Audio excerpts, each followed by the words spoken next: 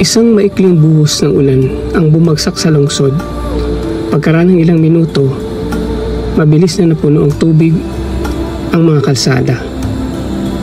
Maraming salik ang magiging dahilan kung bakit nangyayari kahit sandali lamang ang pag-ulan. Una, baradong drainage system. Dahil sa naipong basura sa imburnal, hindi makadaloy ng maayos ang tubig, kaya naiipon sa ibabaw ng kalsada.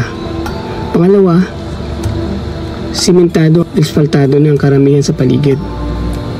Hindi niya kayang sumipsip ng tubig tulad ng lupa, kaya't bumubuo agad ang baha kapag walang sapat na daluyan.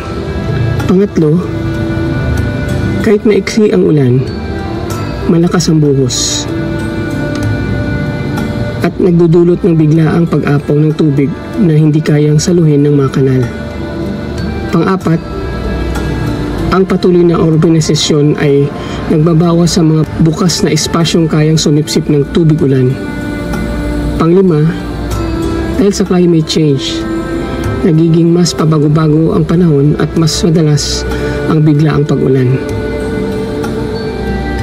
Pag pinagsama-sama ang mga salik na ito ay nagiging dahilan kung bakit bumabaha sa kalsada kahit saglit lang ang ulan.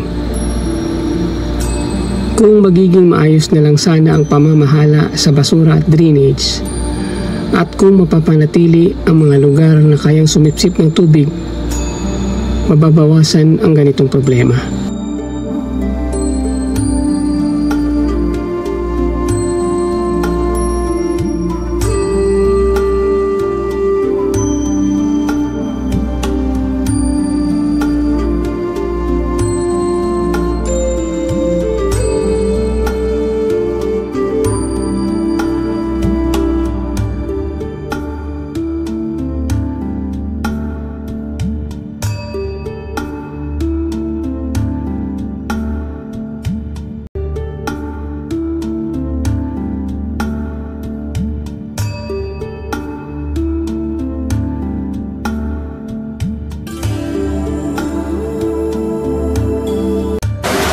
Sa akong mga kasumanwa sa Siyudad sa Rojas, sa Binigid, nag-i-start sa Baybayon, sa Suba, Creek, sa Mabalaon, sa Manubo nga lugar, palihog ko evacuate.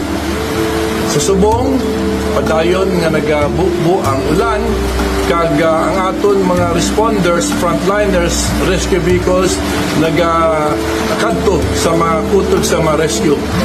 Pero, lauman naton nga alas 9:58 sang gabi magataas ang tubig, ang high tide. Kag kung pwede nga hinyoon naton sa inyo nga kamo mismo mag-evacuate na kadto na kamo sa mataas na lugar kag safer ground. Kabay pa nga kita mismo maghulag halong kag keep safe.